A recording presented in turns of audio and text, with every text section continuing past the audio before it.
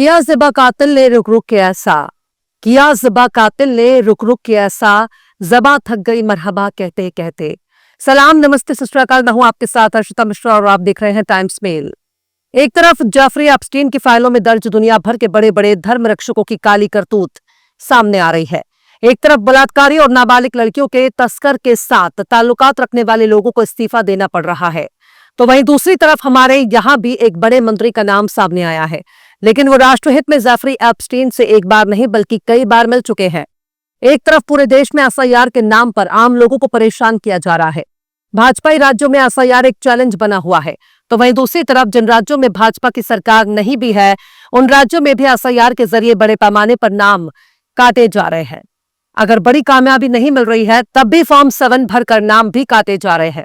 एक तरफ आतंकवादियों के साथ किसी जमाने में रिश्ता रखने वाला चीफ मिनिस्टर मुसलमानों पर गोली चलाता हुआ अपना वीडियो शेयर करता है, हंगामा होने पर डिलीट कर देता है, तो वहीं दूसरी तरफ उसे बचाने के लिए पूरी मशीनरी खड़ी हो जाती है।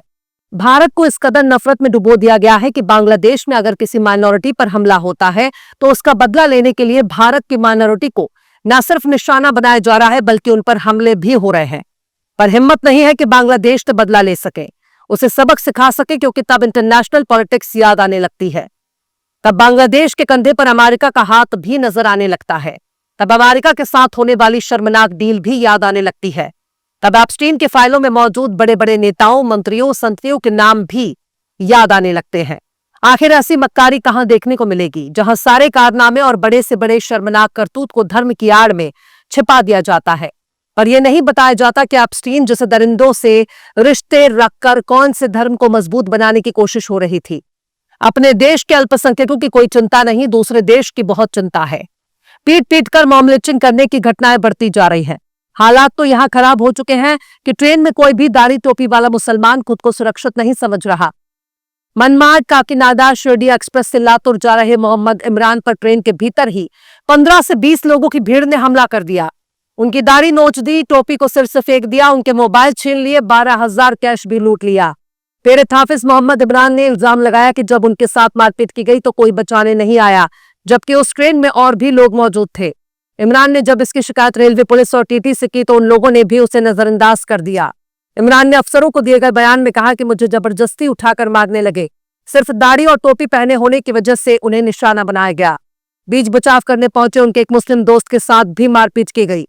इमरान का दावा है कि वो हमलावरों को पहचान सकते हैं, जिससे जांच में मदद मिलेगी।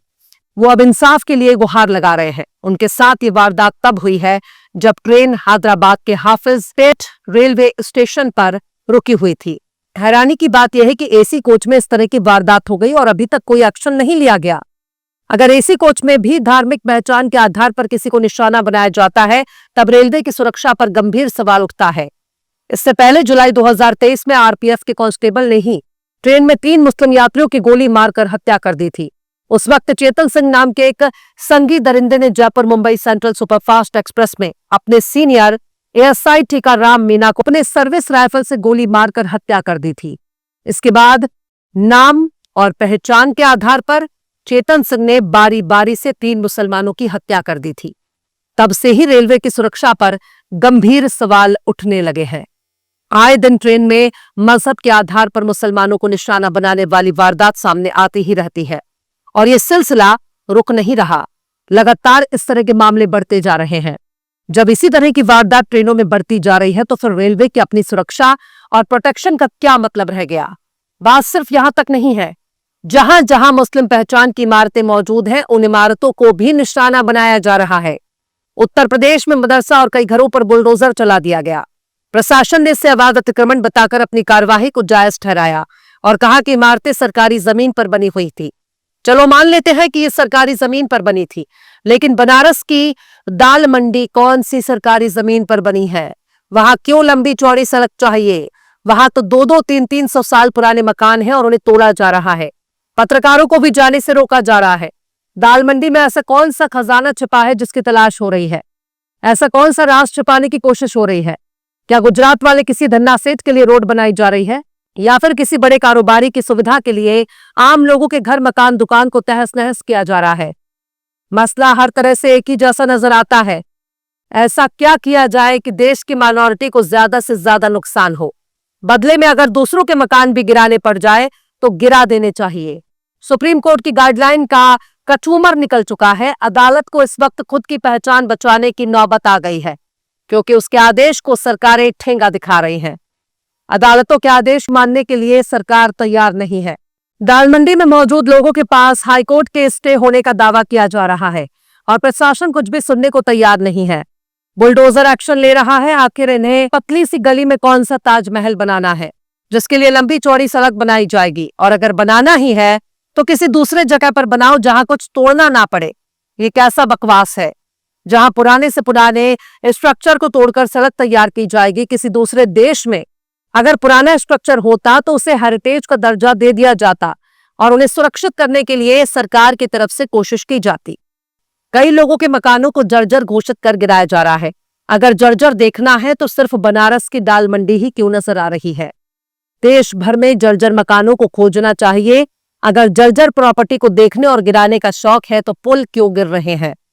उद्घाटन से पहले ही सड़क और हाईवे क्यों जर्जर हो रहे हैं? उन पर कब बुलडोजर चलाया जाएगा? पुरानी इमारतें बिना रिश्वत और घोटाले की बनी है, इसलिए मजबूत है। वरना अगर औकात हो तो राजघाट के जैसा ये एक पुल बना कर दीजिए, सारी हेकड़ी निकल जाएगी। जो हुकूमत ईमानदारी से एक एग्जाम नहीं करा सकती, जो हुकूमत एक ब्रिज नहीं बना सकती, जो हुकूमत ठेकेदारों और धन्ना सेठों के आगे नतमस्तक हो जाए, उसे दूसरों के घर मकान गिराने का कोई हक नहीं। ये सरासर बेईमानी और धोखा है जिस पर रोक लगाई जानी चाहिए, पर अदालतें आंख मूंद कर बैठी हैं। बात सिर्फ मकान घर तोड़ने तक की नहीं है। फर्रुखाबाद के मौला अली नजफ उल अशरफ की दरगाह ने किसी का क्या बिगाड़ा है? थाना मऊ दरवाजा क्षेत्र में चिलसरा रोड पर मौला अली नजफ उल अशरफ दरगाह में घुसकर नफरती जमूरों ने आग लगा दी है। इस दरगाह ने किसी का कुछ नहीं बिगाड़ा, लेकिन नफरत में अंधे होकर दरगाह के अंदर आग लगा दी गई। मौला अली नजफ उल अशरफ मजार में लगाई गई आग इतनी तेजी से फैल गई है कि तजिया, अलम और मेहंदी जलकर खाक हो गई। पास की पुरानी इमारतों में रखे तजिया की छत और धनिया भी आग की चपेट में आ गई। आखिर इस नफरत का कहीं तो अंत होना चाहिए। खैर, उत्तराखंड में एक मुस्लिम को बचाने पर दीपक नाम के शख्स को ही हिंदूवादी संगठनों ने निशाना बनाना शुरू कर दिया है। हिंदूवादी संगठनों को दीपक से सिर्फ इसलिए दिक्कत है क्योंकि दीपक ने मुस्लिम को क्यों बचाया। अगर हिंदूवादी संगठन किसी मुस्लिम को परेशान कर रहे हैं तो उन्हें सत्ता और सिस्टम से ऐसा करने का लाइसेंस मिला है। पर खबरदार, अगर कोई हिंदू बीच बचाव में आता है तो उस हिंदू की चमड़ी उधेड़ दी जाएगी। एक से बढ़कर एक हिंदूवादी संगठन दीपक को चुनौती दे रहे हैं क्योंकि दीपक ने एक मुस्लिम की मदद में खुद को मोहम्मद दीपक बताया है। और दीपक के नाम के आगे अगर मोहम्मद लग गया तो अब दीपक का जीना मुश्किल कर दिया गया है। इन नफरती जमूरों को अगर 4 लठ कायदे से पड़ जाए तो इनको अम्मा याद आने लगेगी। पर यह सब कुछ सत्ता और सिस्टम की मनमर्जी के मुताबिक हो रहा है, इसलिए इनको छूट मिली हुई है, वरना इन नफरती जमूरों की क्या औकात। बहरहाल, चलते चलते आखिर में दुष्यंत कुमार ने भी क्या खूब फरमाया है, मसलहत आमेज होते हैं सियासत के कदम, मसलहत आमेज होते हैं सियासत के कदम, तू ना समझेगा सियासत, तू अभी नादान है।